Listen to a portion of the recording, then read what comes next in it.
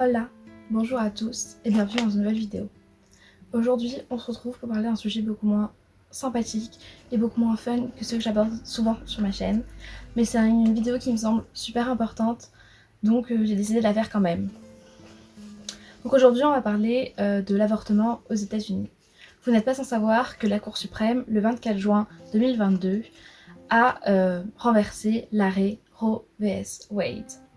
Aujourd'hui, on va parler de ce qu'est cet arrêt, évidemment, et des conséquences que ce renversement a pour les Américaines et pour le monde entier. Mais on va aussi aborder ce qui s'est passé avant cet arrêt, comment il a été mis en place, mais aussi ce qui se passait avant qu'il soit proclamé. Donc je tiens à vous dire que ma source principale, c'est le site L'Oiseau Moqueur, qui a fait des super articles à ce propos-là. Donc j'ai beaucoup pris d'informations sur ce site.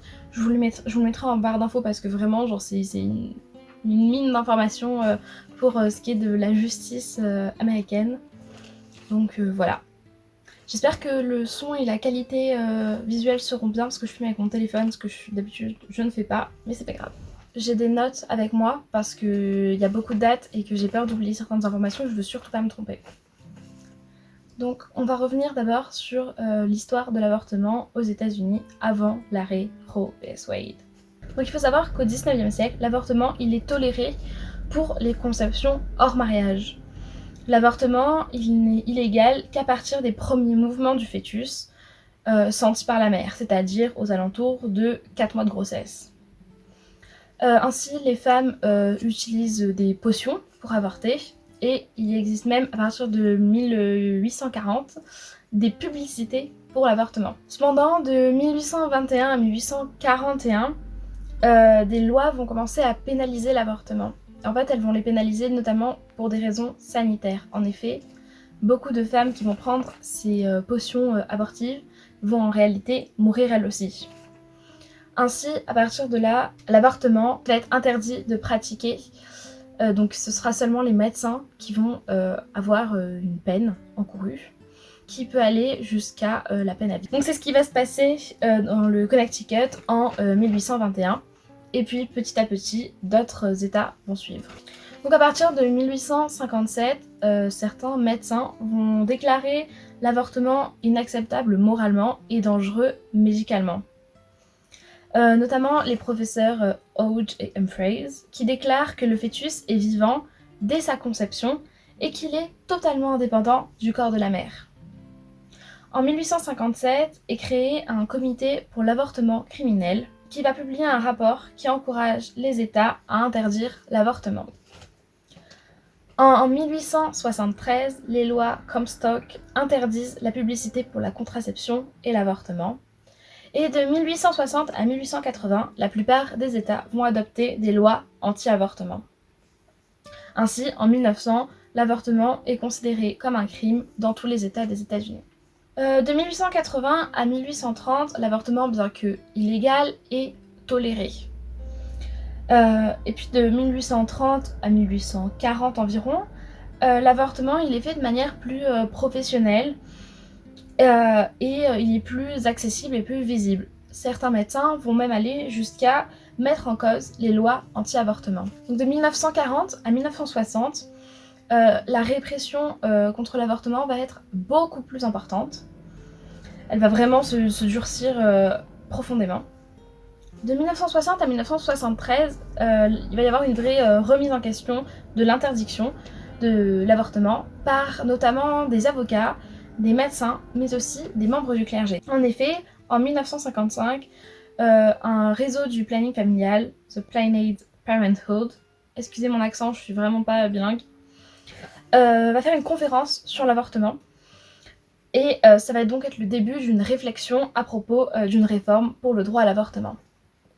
En 1959, The American Law Institute présente un projet de réforme de la législation. Il propose que l'avortement soit légal lorsqu'il y a un problème de santé mentale de la mère ou du fœtus, ainsi que le problème de santé physique, en cas d'inceste et en cas de viol. En 1967, la Californie, le Colorado et la Caroline du Nord réforment leur législation. En 1970, 12 États modifient leur législation en s'inspirant de la réforme de l'American Law Institute.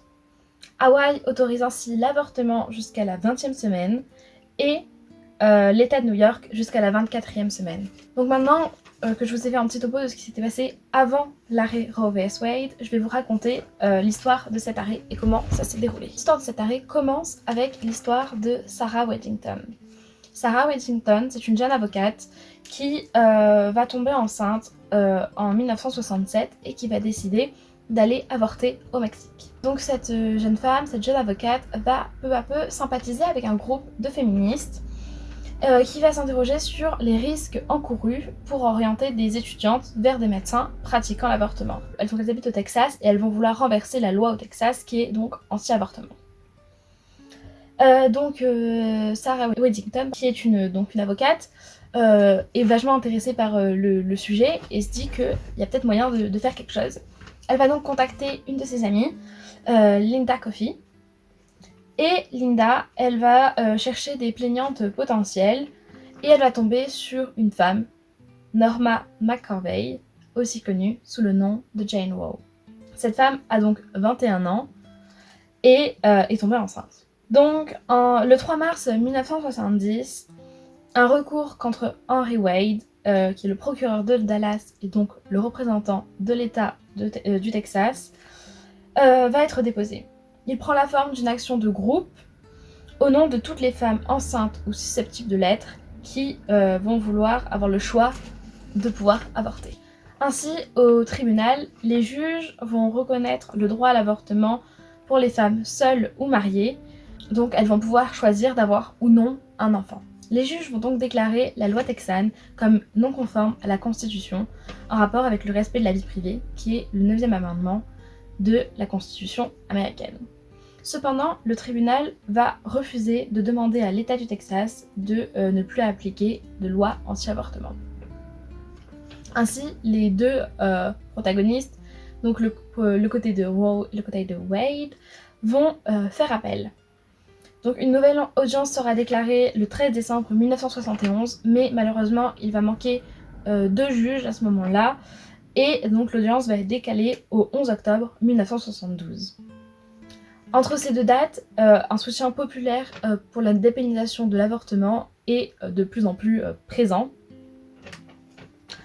Et donc l'arrêt est rendu le 22 janvier 1973. À ce moment-là, il n'y a que des hommes qui sont juges et les voix sont de 7 contre 2. Ainsi, le tribunal décide que les femmes ont le droit de choisir d'avoir ou non un enfant et vont déclarer le droit pour l'État de réglementer l'avortement. Enfin, plutôt le devoir même, en réalité. Donc, voilà, je vous ai fait un petit topo de ce qui s'était passé jusque-là, comment on en est arrivé à cet arrêt et l'histoire de cet arrêt en lui-même.